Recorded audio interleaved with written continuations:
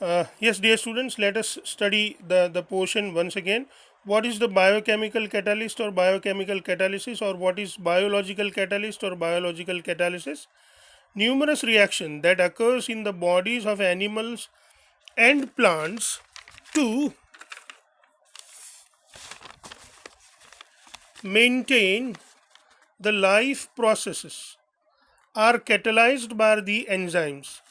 The enzymes are thus termed as biochemical catalyst, and the phenomena is known as biochemical catalysis.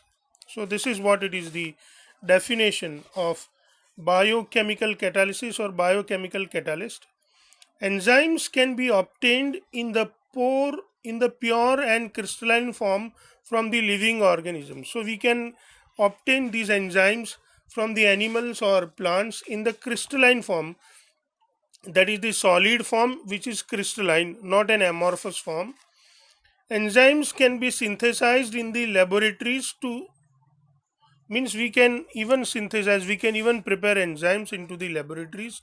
First enzyme was synthesized in the year 1969 in the laboratory.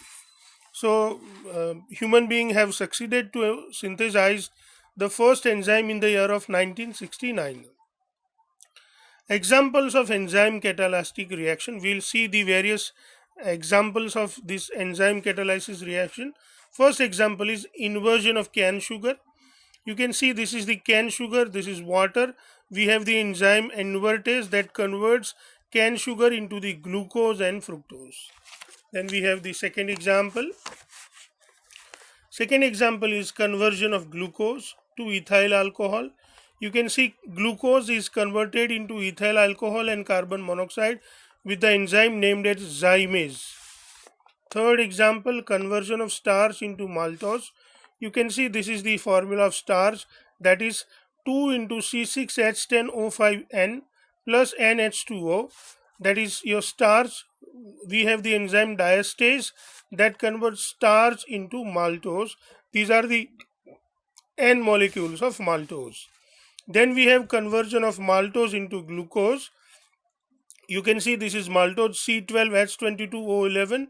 It is added to water, then the then the hydrogenation takes place. The enzyme which is used is maltase, and we get two molecules of glucose from one molecule of maltose. Then we have the fifth example, decomposition of urea into ammonia and carbon monoxide. You can see here this is urea, NH2CONH2.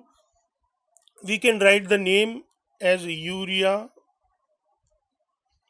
So urea is simply converted into ammonia and carbon monoxide.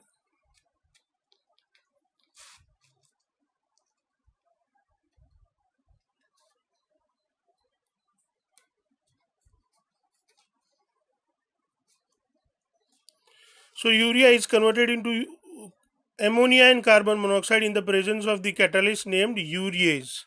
So this is how, my dear students, we can understand the various enzyme catalytic examples. I hope you are enjoying. Happy learning.